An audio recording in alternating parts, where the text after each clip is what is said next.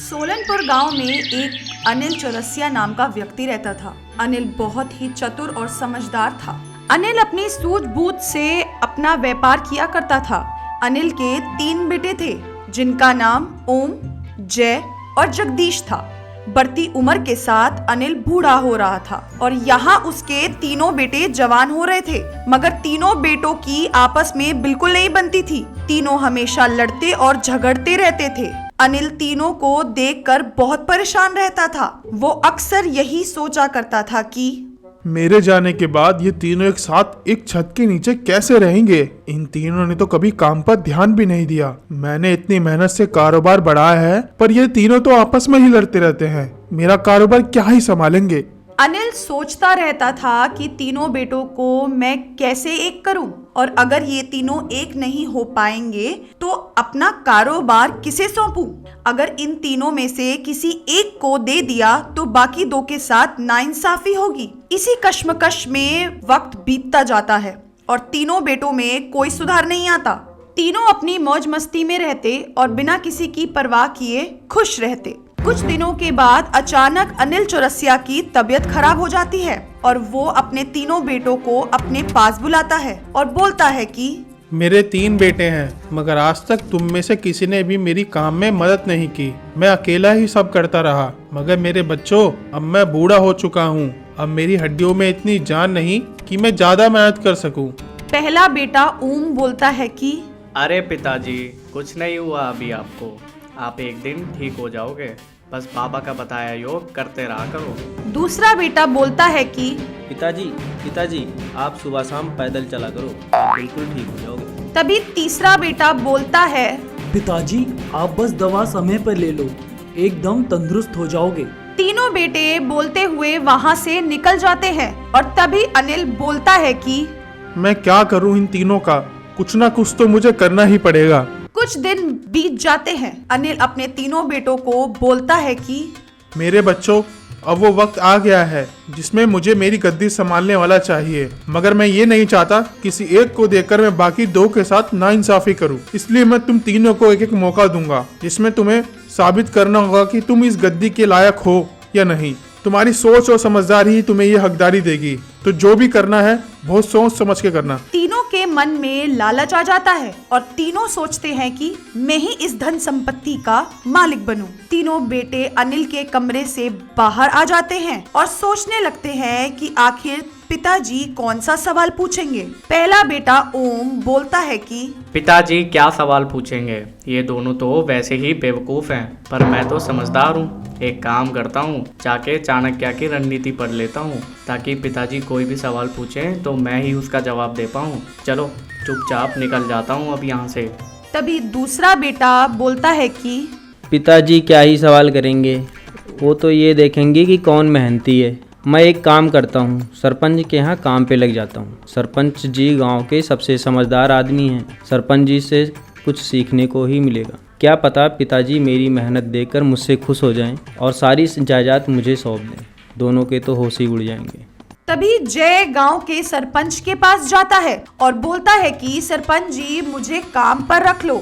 सरपंच बहुत चालाक होता है और जय को काम पर रख लेता है और उसे कुछ सिखाने की जगह बस उससे काम ही करवाता रहता है। तभी तीसरा बेटा सोचता है कि पिताजी क्या सवाल पूछेंगे, पिताजी के मन में क्या है वो तो सिर्फ पिताजी ही बता पाएंगे। चलो मैं पिताजी के साथ ही रहता हूँ।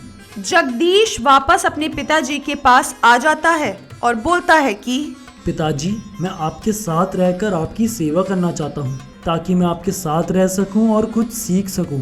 तभी अनिल जगदीश को बोलता है कि अच्छी बात है, मगर तुम ये मत सोचना कि तुम मेरी सेवा कर रहे हो तो मैं तुम्हें अपनी जायदाद का वारिस बना दूंगा। तभी जगदीश बोलता है नहीं पिताजी, मैं बस आपके साथ रहकर बस आपकी सेवा करना चाहता हूँ। तीनों भाई अपने अपने काम में जुट जाते हैं। ओम चाणक्य नीति पढ़ता है, जय सरपंच के यहाँ काम करता है और जगदीश पिता के साथ रह के उनकी सेवा करता है। जैसे जैसे समय बीत जाता है, 1 महीने के बाद अनिल अपने तीनों बेटों को बुलाता है और बोलता है कि आज 1 महीना हो चुका है और आज वो समय आ गया है जब मैं तुम्हारी परीक्षा लूंगा। तो मेरा सवाल ये है कि ऐसी कौन सी चीज है जो डूब जाती है और डूब जाने पर तब कोई कुछ नहीं कर पाता। तीनों बेटे सोचने लगते हैं। तभी जगदीश बोलता है, पिताजी, रोज डूबता और उगता सूरज है। जगदीश, तुम कैसे बोल सकते हो कि इसका जवाब सूरज है? तभी जगदीश बोलता है, पिताजी, जब सूरज उगता है तो डूबता भी है, और जब सूरज डूबता है तब लोग कुछ नहीं कर पाते, उसे डूबता देखते रहते हैं। तो इसका जवाब सूरज ही है। अनिल बहुत खुश हो जाता है और तभी ओम बोलता है, पिताजी, ये तो बहुत ही साधारण सा सवाल था। कोई मुश्किल सा सवाल पूछो। और हम सब जानते ही हैं जगदीश आपका चहेता है। क्या पता आपने इससे पहले ही सब समझा दिया हो। तभी अनिल बोलता है, मैं कभी किसी का मौका नहीं छीनता। मैंने तुम तीनों को बराबर का मौका दिया है। पर चलो, मैं एक सवाल और करता हूँ। देखते हैं इसका जवाब कौन दे पाएगा। जो भी सवाल का जवाब देगा वही मेरी संपत्ति का असली हकदार होगा। तीनों बेटे इस बात पर राजी हो जाते हैं। तभी अनिल तीनों बेटों को 100-100 रुपए थमा देता है और बोलता है कि मैंने तुम तीनों को 100-100 रुपए दिए हैं। अब तुम्हें इन 100 रुपए में अपने कमरे को भरना है। कोई ऐसी चीज खरीदना जिससे मैं देखकर खुश हो जाऊं। जो ज्यादा अपना कमरा भरेगा और मुझे खुश करेगा वही असली हकदार कहलाया जाएगा।